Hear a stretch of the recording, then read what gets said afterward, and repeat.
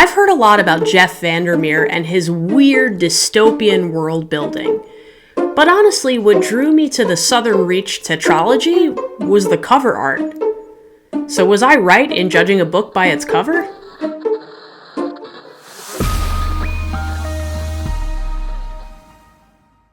Hi, I'm Amanda, and this is Spineless Books, your one-stop shop for all things audiobook. I read the Southern Reach Tetralogy all in one go. I read Annihilation, then I watched the movie of Annihilation, then I read Authority, then I read Acceptance, and even though it came out 10 years later, I was right in time to read Absolution at the end of the trilogy, making it the Tetralogy. Now, it took me about a month, and I went through them at relatively different paces. I would say Annihilation was the fastest, and I would say Acceptance was the next fastest. Both Absolution and Authority took me a longer time. I think Authority because I was really into it, and I think Absolution because it was the end and I wanted to savor it. While the books are really different from each other, they share in common the story of Area X. It's a dystopian sort of wildlife area where nature is taking over at an alarming rate, plus like maybe alien weirdness. There's jury's out, honestly. It's really bizarre, it's really strange, but it's really interesting. Now, the first book follows the 4 women who go in for the 12th expedition, which may or may not actually be the 12th expedition into this space.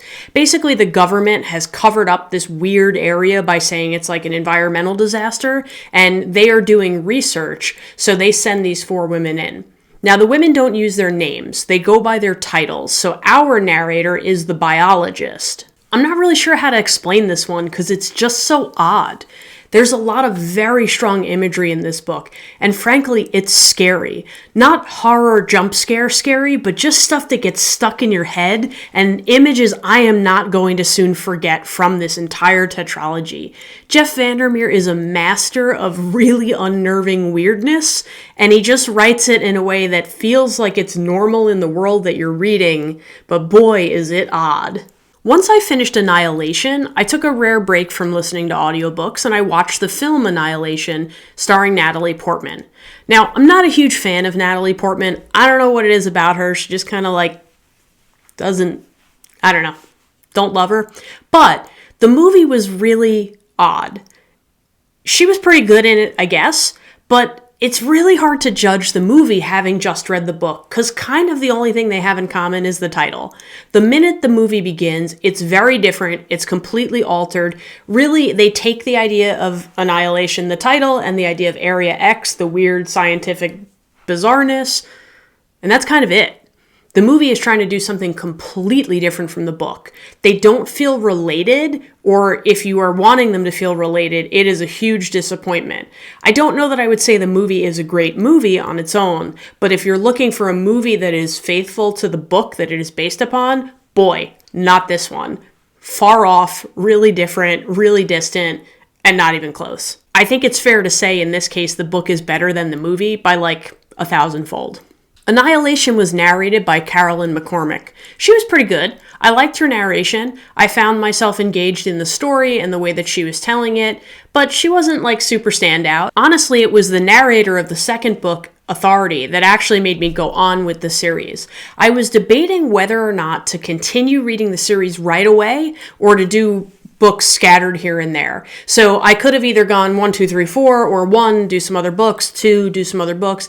And what made me decide to go directly into book 2, which I'm glad I did, was who the narrator was. And that's because it was Bronson Pinchot. Now, I may be dating myself here, but Bronson Pinchot played Balky on the show Perfect Strangers in the late 80s and early 90s, and my God, did I adore him. He played Balky Bartakamos, and he was phenomenal. I've seen him in a stage play since then, but he kind of has been missing in action as far as acting goes, or at least to my knowledge.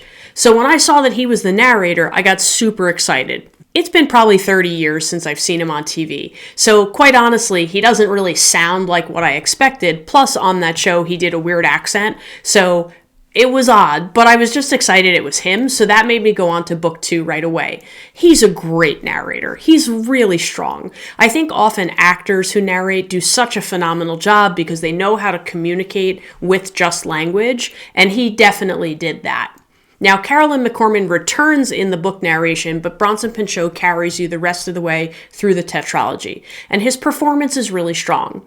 There is a scene, or maybe several scenes, in the latest book, Absolution. If you've read it, you'll know the one I'm talking about, where language becomes quite a factor. I'll simply say this. If you're a fan of cuss words, you're in for a good time, and if you're not a fan of cuss words, you're probably not going to like the fourth book. There's a really long section where there's a lot of them, and they're pretty intense. Bronson Pinchot puts all of his heart and soul into it. And it actually stops it from being just bizarre and sort of shock factor and makes it a really merited passage of writing, which is what Jeff VanderMeer intended, but a poor narrator could have dropped that ball, and Bronson Pinchot absolutely does not. Authority is very different from Annihilation. While Annihilation takes place entirely inside of Area X, Authority takes place entirely outside of Area X. But how good of a writer is Jeff VanderMeer that I was just as interested in the outside as I was on the inside? I could go on and on about specifics, but I'll just summarize it this way. All 4 books were really unique. All 4 books were really different. All 4 books were really good. I really liked the series. I think you could read any one of them as a standalone novel. The context is helpful from one novel to another, but truthfully, they're that good of books that you could just pick one up and enjoy it. I do recommend reading them in order, though, because there's certainly something going on here that Jeff VanderMeer is trying to do. Simply put, I like how his brain works. I will definitely read more of Jeff VanderMeer's novels. I am not done with this author. I think he's really, really great, and the Tetralogy sustained me all the way through. I didn't really at any point feel like I was ready to be done with it, although by the time it ended, I felt like I was satisfied. But I'm definitely on the train for more Jeff VanderMeer. I've never read anything like this. If you like dystopian literature, creepy, weird, strong imagery, these are books for you for sure. It's unusual and it is unsettling. Jeff VanderMeer is a master at that. But remember, you might love what I hate and hate what I love, so make your own opinion. But thanks for listening to mine. See you next time.